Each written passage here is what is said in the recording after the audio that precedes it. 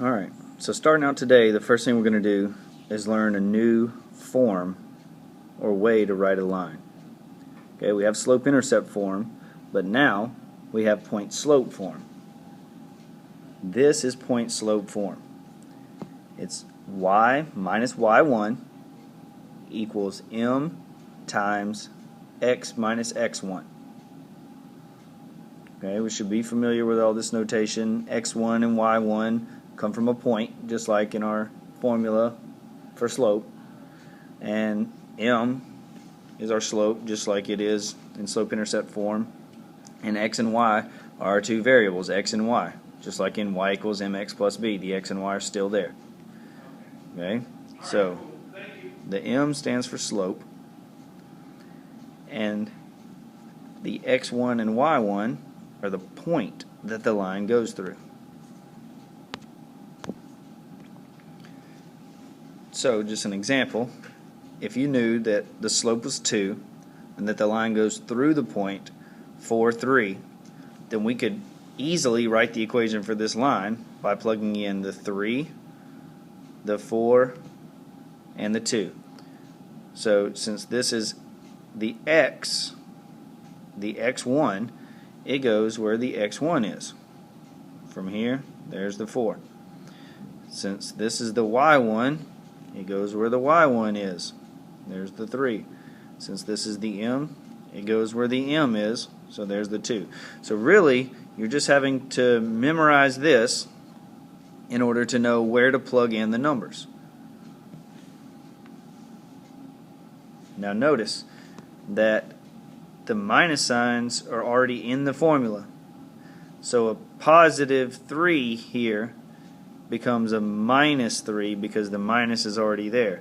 And the positive 4 here became a minus 4 because the minus is already there.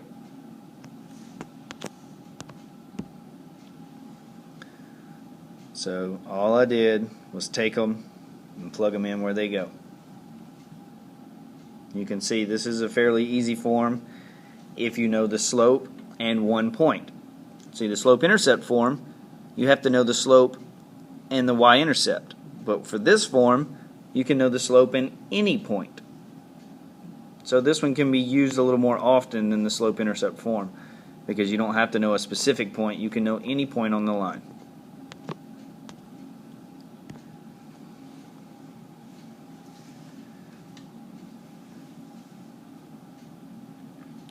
Alright, so now we're going to practice writing an equation in point-slope form.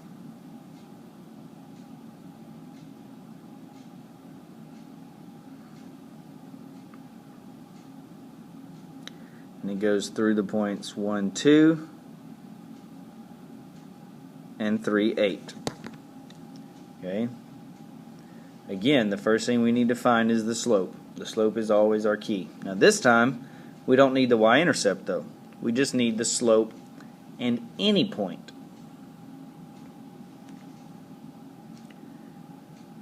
Okay, so I'll find slope the same way I did before. I have y2 minus y1 over x2 minus x1. So I have my y2, my y1, my x2, my x1, and I can find the slope. 8 minus 2 is 6, 3 minus 1 is 2, so that means my slope is 3. Now, I already have 2 points. I only need 1. So this is my x1 and y1, just like it was when I did my slope. Now if you wanted to call these two over here x1 and y1, that would be fine. You could use those two. Okay, but I'd rather just use the smaller numbers, and since I already named these x1 and y1 for my slope, I'll go ahead and leave them as x1 and y1 for my equation. So now all I have to do is plug them in. So I've got y minus y1, so minus 2, times m, which is 3, times x minus x1, which is 1. And that's my equation. Okay, now another equation. What if I knew the slope was 1/3 and I knew it went through the point -1, -5? Well, this one's going to be similar, but it's going to have a little twist to it. Okay, because now I need y minus y1. Well, since y1 is -5 minus a -5, it's really just +5. M is still the same as 1/3. Now, if it was -1/3, I would just write -1/3. And then x, and I need minus x1, but since x1 is -1, it's minus -1, so really it's just +1. So this would be the equation for this line. Notice that since the formula already has the minus signs in it, if you have a positive x and y, you still get minus that x1 and y1. But if you have a negative x1 and y1, they end up as plus x1 and y1. Okay, now here is the reason we learned that. Because we are going to write prediction equations today. Okay? These are much more easily done in point-slope form than they are in slope-intercept form. Because finding the y-intercept can sometimes be difficult. But finding any point, that's pretty easy. Okay? So, this is what a problem would look like. Okay? This is called a scatter plot. Most of you probably already know that, but just in case. Okay, so these are all my data. These are all data points. So I've got all these points coming through here. Now, I need to write a prediction equation for all of these points. But there's not a line that goes through all of the points. So what I have to do is find a line of fit. Now, notice, I had to choose 2 points and draw the line through those 2 points so that it would go through the middle of my data. Okay? Now, one problem with this is there's not just one line of fit. Your line of fit might be close to mine, but it might not be exactly the same. Okay? Now, the one thing you need is you need 2 points. You need it to go through 2 points so that you can calculate what you need to calculate. Okay? But other than that, it just needs to go through the middle of the data. Now, if you picked these 2 points, that wouldn't be a good line of fit because then that line would go up this way and it wouldn't really go through the middle of the data. So these 2 points are the obvious best choices on this one. And I just draw my line through the 2 points, and that is my line of fit.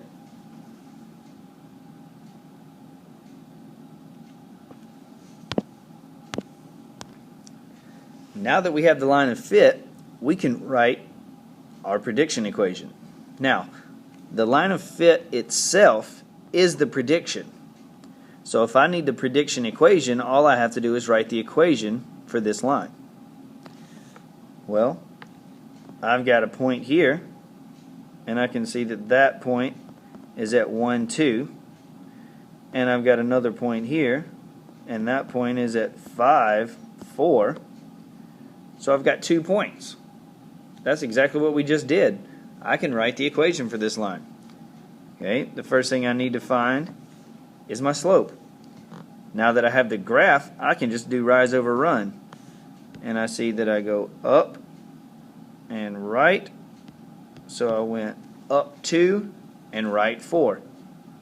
So I have slope is 2 over 4. But I can't leave it that way. I've got to simplify. So m is 1/2. Well, I also know that here's an x1 and a y1. Again, I could have used these two as x1 and y1, but since these are smaller, that's the ones I'm going to use. Okay. And now I have m, x1, and y1. That's all I need to write the equation. Okay. So I have y minus y1 equals m times x minus x1. And that's the equation for the prediction equation. That's the equation for the line of fit.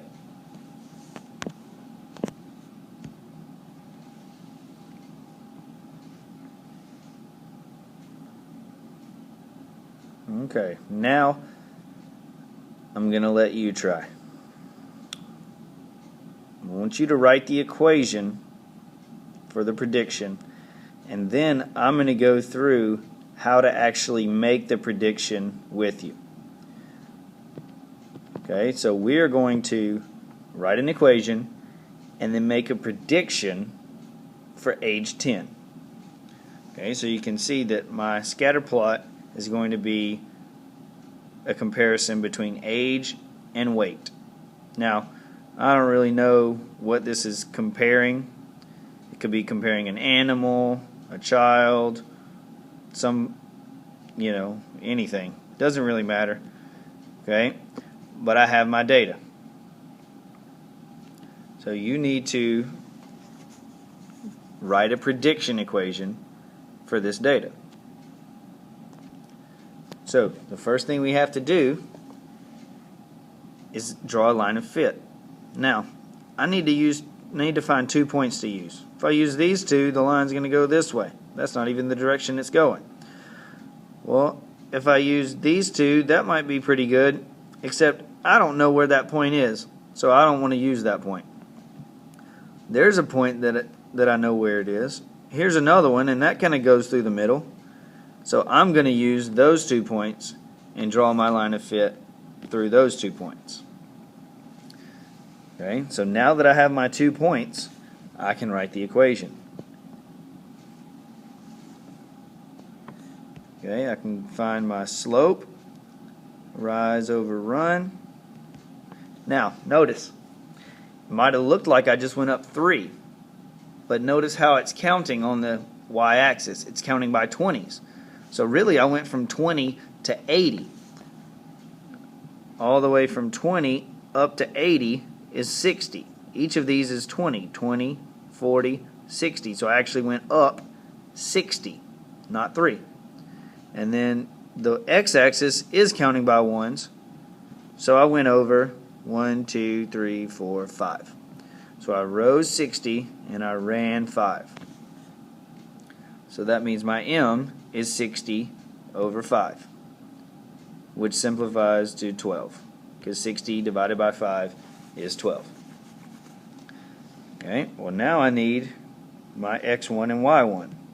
I'm going to use this point here, and that point is at 120, not 1, 1, because it did go over 1, but then it went up 20.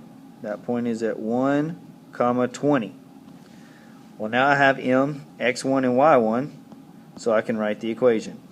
Y minus 20 equals 12 times x minus 1. And that's my prediction equation.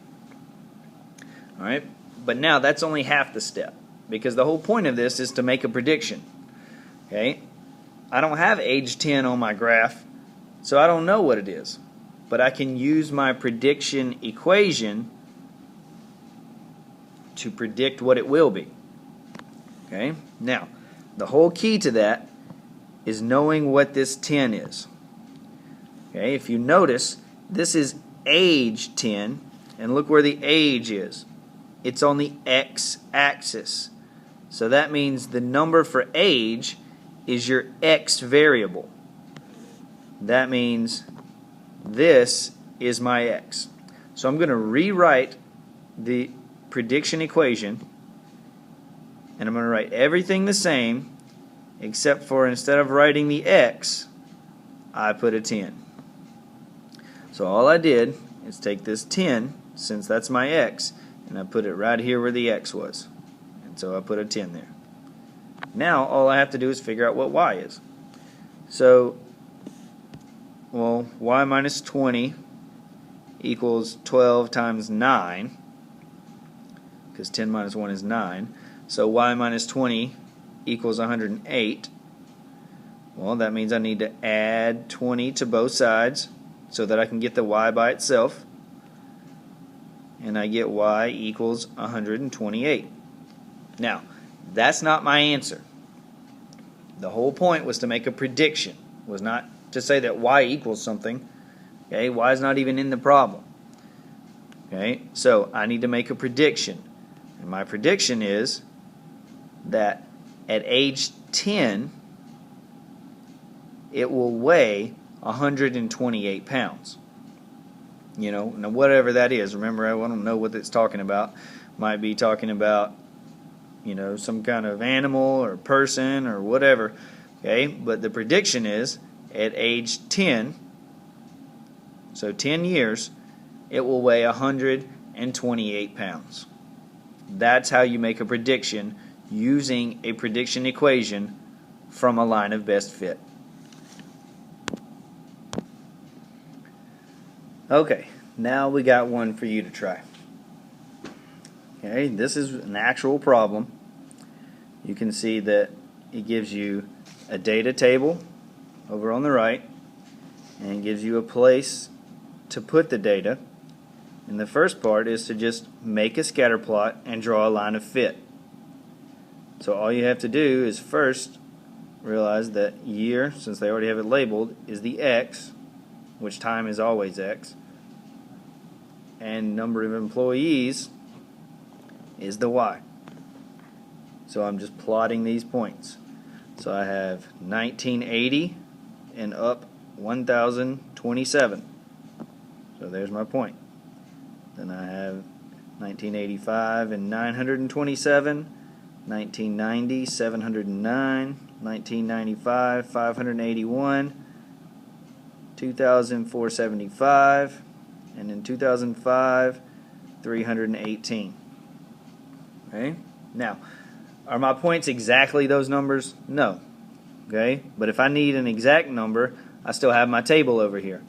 Okay? This is just giving me a good estimation for my line of fit. Okay? So, I look at these points and I say, okay, I think these two would work. So I'm going to draw my line. Now, you might have used these two. Or you could have used these two. I mean, really, any of these would be pretty good to do a line of fit. So I chose those two, and I'm using these 2 points. Okay, again, the first thing I have to find is my slope. Okay, well, before I even do that, at that point I'm done with the first part. I made the scatter plot, and I drew the line of fit. Done. Now the second part, down at the bottom, asks to write an equation for the line of fit and use it to predict the number of employees in 2010. So now I need to use these 2 points to find my slope. Okay, these 2 points, notice, are the same 2 points I've circled over here, because if you want to use y2 minus y1 over x2 minus x1, that might be the easiest way with these, because my dots aren't exact anyway. I'm going to end up using these numbers either way. Okay, or you can use the graph, okay, to find my m. I'm going to go down, and now I'm going to have to look back over here at these numbers to see how far I actually went down. But then I see that I noticed that I actually went down 552 places, 552 and actually 1,000 employees. And then I ran 20. Now, that seems like it was a lot further. But remember, this was from 1980 to 2000. That's only 20 years. Okay, so the run is 20. So my slope is negative 552 over 20. Now, the one good thing about this is for these problems, I just want you to leave it just like that. If you wanted to even write it as a decimal, that'd be okay. Okay? But don't worry about the fraction. Just leave it just like this and write it in the equation. Okay? Now, I also need a point. Well, just because 2,000 is more of a round number and 475 is smaller, I'm going to use that one. So I've got 2,000, 475. So now I have my slope and my point. I can write the equation. Okay, so I have y minus y1 equals m times x minus x1.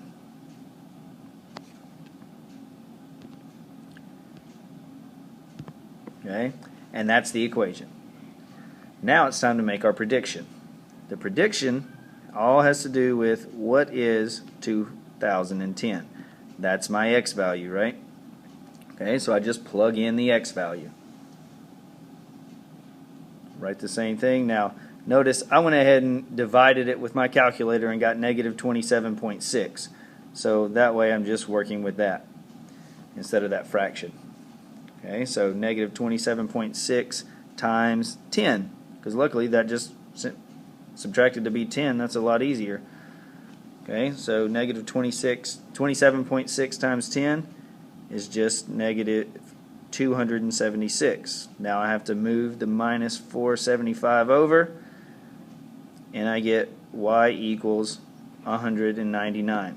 But again, that's not my answer. My answer has to be a prediction.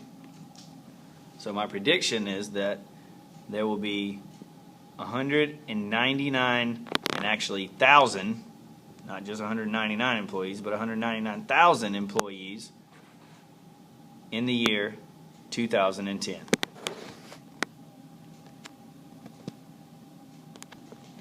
So that's how you use a linear equation to make a prediction from the data.